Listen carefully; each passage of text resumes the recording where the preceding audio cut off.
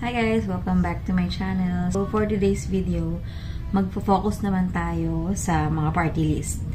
Kasi marami sa akin nag-message, actually talaga napuno yung messenger. Isa-isahin natin yung mga bawat party list na mga nakuhanan ko lang, okay? Hindi siya yung lahat ng party list. Ito lang yung mga lahat ng nakuhanan ko na party list. Ha? Para hindi na sayang yung oras natin. Kasi pag sinama pa natin yung mga party list na hindi rin naman nakapagbigay, useless lang, diba? So, why don't we focus na lang dun sa mga kung sino yung mga nakatulong sa atin or mga nakapagbigay sa atin ng guarantee letter or GL. Isa nga pala dun sa nakuhanan ko ng GL is nag-walk-in ako sa House of Representative doon sa Batasan, sa Quezon City, sa QC guys. So, medyo malayo siya, lalo na para sa mga taga-probinsya, ganyan. So, nag-walk-in ako unang-una sa Ako Bicol. Sa Ako Bicol, every Monday siya. And then, pag Tuesday, yun yung release ng guarantee letter. So, specific sila dun sa mga days na kung kailan ka lang pwede magpasa and kailan lang pwede makuha yung GL or guarantee letter. Guys, sa Ako Bicol, kailangan all original requirements ang kailangan na ipasa sa kanila. Unlike sa iba, pwedeng photocopy lang, ganyan. Sa kanila, kailangan original copies. Tutuktuin party list. Yan. Nag-walk-in kami sa House of Representative, pero sa guard lang siya. And then from there, iniwan lang namin yung documents. Kasi bago kami nag-iwan ng documents, tumawag muna ako through landline. Nakuha ko yun sa Google, yung contact number. Lahat ng contact number sa party list, makikita yun sa Google, guys. So, andun lang siya.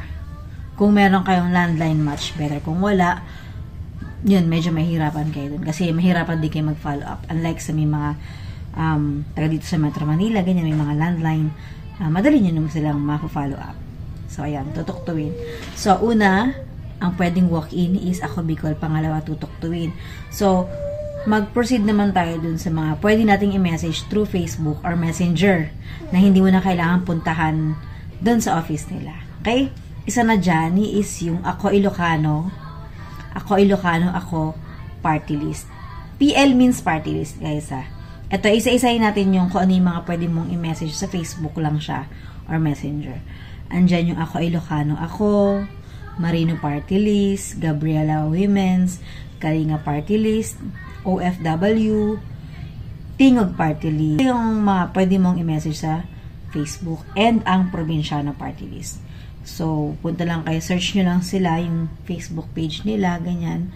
And then, pagpunta nyo sa Messenger, diretso agad kayo sa Messenger, sabihin nyo agad na magpapasa po ako ng requirements, blah, blah, blah, ganyan, ganyan. May mga iba-ibang process sila. Merong iba na mamimili ka kung burial, medical assistance, ganyan. And then, may link agad sila na pinapasagutan sa'yo. So, click mo agad yun, yung link na yun. Pagka-click mo, masasagutan ka doon, information ni patients, ang hospital, ganyan. And then, yun. Tapos, if send mo na agad yung mga requirements mo, yung personal letter, na naka-address kung kanino mo papadala yung letter, social case study, mga IDs, mga naka-picture or scan yung IDs, if senior, PWD, ID ng pasyente, ganyan. Andun yung clinical abstract or medical certificate, ganyan. And then, yung request ni doc, quotation, ano pa ba hindi ko nasabi. Social case study. Yung social case study, guys, dun yung sa city nyo, sa city hall nyo, ha? Pero bago kayo maka-request ng social case study, kailangan nyo muna, syempre, magkaroon ng barangay clearance. Yun yung certificate of indigency. Syempre, kailangan meron din yung quotation and clinical abstract bago kayo makakuha ng social case study. Kasi sa social case study, ini-interview pa yun. Hindi siya yung bastang release lang. Tatarangin mo na kayo about sa family, history nyo. Sa amin, ang usually natanong sa akin is yung magkano yung kuryente namin, sino yung kumikita, ilan yung estudyante, mga ganun. All about dun sa pasyente. Ayan. And then, focus naman tayo dun sa mga Viber. Mga pwede nating i-Viber. Andyan yung Tingog Party List, BHW Party List. Yan, pwede rin natin sila i-Viber. Or text only, pwede. Is yung United Senior Party List. Sa United Senior Party List, wala ka na masyadong kailangan sabihin. Sabihin mo lang na, i-greet mo lang siya. Hi, United Party List, blah, blah, blah. Kung sinong congressman yon, syempre kailangan banggitin nyo rin yun. And then, sabihin mo kung anong medical assistance yung kailangan mo. For example, is yung hospital nyo is public hospital na nag-accept ng GL. So, para mas mabilis or para alam niyo, wala na pasikot-sikot, sabihin nyo agad na hingi po ako ng guarantee letter or medical assistance para sa aking anak, ganyan, sa hospital na, ganyan. So, kailangan specific, huwag nyo nang pahabain masyado. And then, doon naman sa email, ang email sa One Rider Party List, dalawang nakuha ko dyan, kay Kong Rog and kay Kong Busita. Sa email, magkaiba silang email. Yung kay Kong is oneriderpartylist.com partylist. And yan siya.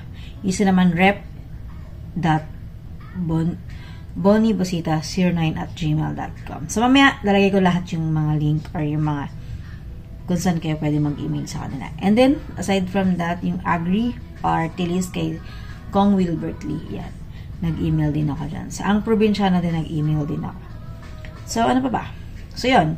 Isa-isahin natin, ha? Ako Bicol, ako Ilocano, Marino, Gabriela, Kalinga, OFW, Tutok Tuwin, Tingog, BH, Party List, One Rider, sorry.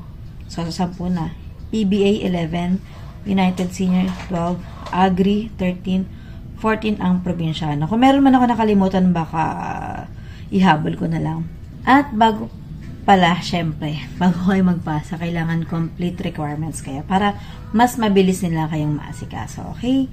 Again, ito yung requirements sa personal letter. Ito yung handwritten na papasahan mo sa bawat pagbibigyan mo. Okay? Hindi siya pwedeng pangkalahatan. Kailangan, Dear Senator Binay, ganyan. Dear Senator, specific, hindi pwede yung pangkalahatan siya. Hindi siya pwedeng parang pangtamad, ganyan. And then number 2, quotation from the hospital or quotation from supplier, kung implant, ganyan. Pangatlo is social case study report from your city hall, city hall. 4th, clinical abstract or medical certificate.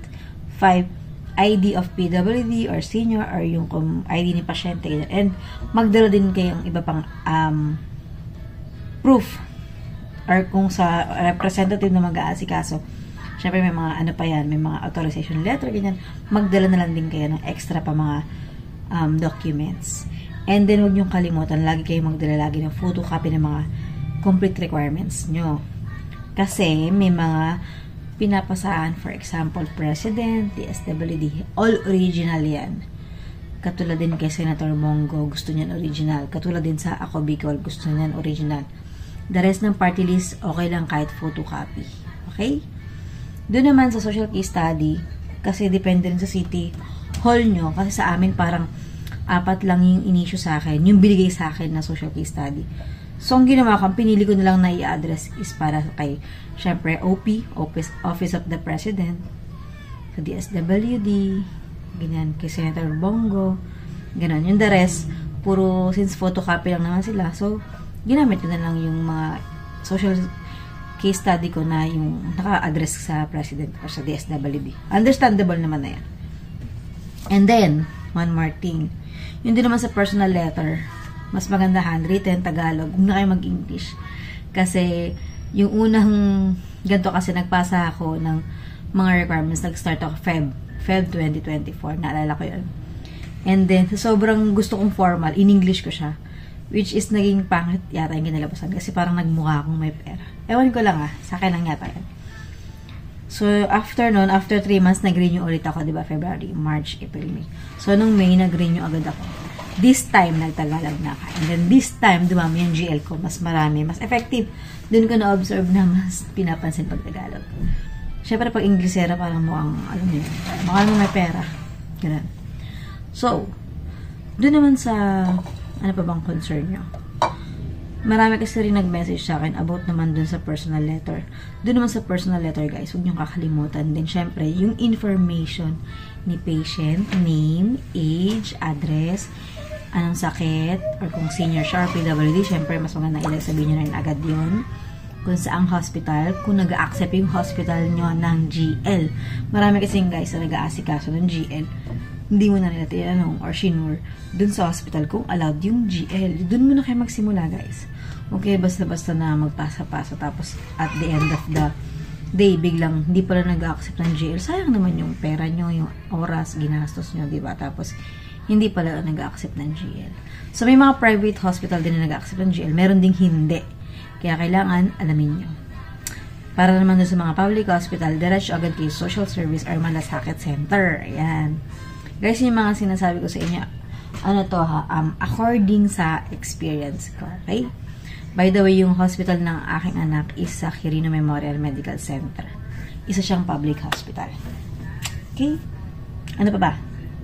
Okay, doon naman sa marami sa akin nag-message about sa Office of the President. Guys, ano ha, kung ako nung una, ini-imagine ko, literal na pupunta akong Malacanang, which is hindi pala. Ewan ko ba ba't yun yung naisip ko? Ang bobo ko sa part na. So, dun lang siya sa bandang Malacanang. Pero hindi siya mismong sa Malacanang. May isang building dun na dun talaga sila, dun ka nagpapasa ng requirements. So, isa sa nakakatuwa doon sa OP or Office of the President is hindi siya masyadong mahabang pila pero sobrang organized. Unang-una kahit sarado pa yung mismong pagpapasahan namin, may waiting area siya. At take note, free food and coffee and water. So, dun pa lang, parang, alam mo yun, para sa mga nag-aasikaso like us, yung mga pagod na pagod galing sa DSWD, House of Representative, kung saan ka man, NKTI, ganyan, mga hospital. Pagdating mo sa President, mag-iiba talaga yung mood mo kasi free food, yung upuan, alam mo yun, makapagpahinga ka. So, ako nun, personal experience ko is pumunta kami din ng napakaaga. Pumunta ako, I think, 7 a.m. Sobrang excited ko. Kasi nga, ayoko nga na malate or maabutan ng mahabang pila. So, hindi ko na-expect na ganun pala doon. So, pagdating ko doon, sarado pa. Pero okay lang. Kasi may sa left, pag andun ka nakatapat, sa right side niya, doon yung waiting area. Doon yung food. May parang stub lang na binibigay. Mag-fill out ka lang. And then, bibigyan ka na ng stub. Tapos, bibigyan ka ng pagkain. Ganyan. Tapos, yun na. So, habang waiting, pwede ka na kumain, ganyan. Ayos-ayusin mo na yung mga papeles mo, ganyan. Tapos, may number na rin sila binibigay. And then, antay mo na lang. So, pag nag-open na yung mismong office, dire-diretso na yan. May window dito na nag-aasikaso. Sa loob din, marami din staff doon. Sa loob, the aircon, maayos, CR, maayos. As in, okay lahat. Actually, wala akong naka-encounter sa Office of the President na rude. Katulad sa iba. Diyan, sobrang mababait lahat, maasikaso ko talaga lahat. Ewan ko lang sa iba kung same experience sa akin, pero sa personal experience ko, sobrang okay sa OP. Doon naman sa DSWD, kabaligtaran naman niya. Sa DSWD, sobrang daming, ang haba ng pila. And, nung time na pumunta ako nun, I think, September ata or August, tanghali kami pumunta nun, kasi kumuha lang talaga kami ng schedule. Pagpunta namin dun, onti lang yung pila sa labas. Kasi, chin-check agad nila yung requirements mo eh. Tapos, may bibigay siya yung papel, susulatan na, chin-check na agad nila yung kung na-check yung mga checklist, yung mga requirements na kung kompleto ka, ganyan. Tapos, nalagay na nila agad sa'yo yung date or schedule kung kailan ka babalik. So, nabigay sa amin, ang binigay sa amin is October, ganyan. So, biruin nyo yun, diba? Huwi na kami, yun na yun.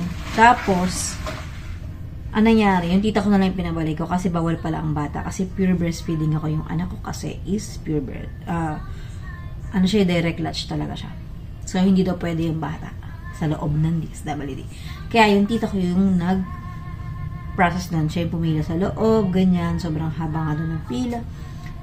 Yan, doon talaga. Sana mag-improve doon kasi sobrang kailangan ma-improve doon kasi sobrang hirap. Lalong-lalo na para sa mga nag-aasikaso. Lalo na yung mga malalayang bahay, yung mga taga-probinsya. Actually, ang dami ko nakilala from province. Galing silang, letter S yun eh. Pero basta yan. Galing silang Batangas, galing silang, basta yung mga malalayo, Laguna, mga Antipolo, ganyan. Basta malalayang iba. Nueva Ecija, ganyan. Imagine niyo yun. Tapos sila from madaling araw pa sila para pumunta doon. Ako nga taga-Tagig lang, parang pagod na pagod ni what more sila pa, diba? Na 5 hours before time nila, umalis sila agad, 6 hours, iba nga 8 hours pa, diba? Grabe. Pero meron din naman silang satellite sa lugar nila, pero syempre, mas malaki kasi ang bigayan sa DSWD Batasan, doon sa may main. So, ayan, babang concern natin. Sa OVP nga pala guys, sa Office of Vice Pres Duterte. Hindi ako nakapunta kasi that time wala pang budget. Tas, di ba, mayroong issue sila that time. So, lahat is parang yung ini-issue at nila GL is worth 5,000. So, hindi ko na siya napuntahan. And then, ayun. Ano pa ba? Sino ba bang gusto niya malaman? Sa Senator guys, lahat in-email ko lang siya. Hindi ako nag-walk-in dun sa office. Sa Jokno, something, kanan. Pero yung kay Senator Bongo, ang ginawa ko is nagpa-LBC ako. Imagine niyo, nagpa-LBC ako ng Feb. Nagantay ako.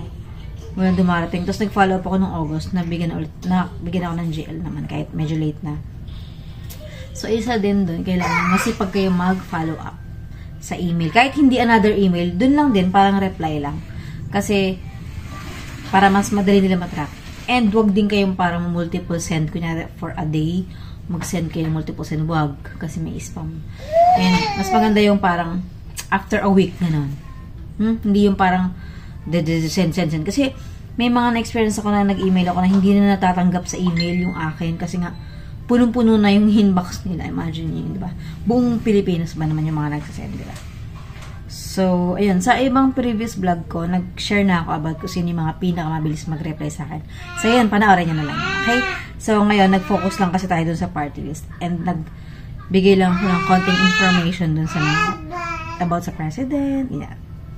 So, pag may question pa kayo about sa na-experience ko, comment nyo lang para yun yung pag-uusapan natin. I hope marami kayong nalaman ngayon, information. May mga sinasagot din naman ako sa messenger, message nyo lang ako sa abot ng aking kaalaman. Okay? Yung mga sinashare ko sa inyo, guys. Yun yung mga na-experience ko, ha? Hindi ako connected sa kahit sino. Sinishare ko lang kasi syempre, alam ko yung pakiramdam at alam ko yung hirap ng nag-aasikaso ng guarantee letter. Sobrang hirap, magastos, puyatan, nakakalito, wala kasi tayong parang, isang departamento na tanungan na pwede mong itanong lahat. Walang ganun eh, parang, bahala ka sa sarili mo kung paano mo siya yan. So, nagawa naman. And thank God is nakalikom ako ng 1.33 plus 150 sa President, 160 sa DSWD. And then kanina may na-receive ulit ako 30K from Senator Bongo. And then last time yung kay Senator Cayetanos, yung dalawang Cayetanos, Senator Cayetanos, naka-receive ako 20K. So we have 50K additional. So imagine nyo, 1.33 million. 1 million tsaka 300. Tama ba? 1.33. Yun lang. Plus 160 and 150 plus 50,000. Yes! So, praying na lang na matuloy yung operation ng aking anak cochlear implant this second week or third week of December. So, soon, bablog ko naman yun about dun sa operation naman. For now, kalma-kalma muna ka, mag-relax muna ka, at kailangan ko din mag-prepare ng mga ibang requirements ko naman na kakailanganin dun sa cochlear implant. Again guys, I pray and I hope na makompleto nyo rin yung amount na kailangan nyo, yung guarantee letter nyo, ha? Samahan nyo lang talaga siya ng tiyaga, mahabang pasensya, sipag, pero kailangan na syempre pamasahe. And ayan. Thank you, bye-bye!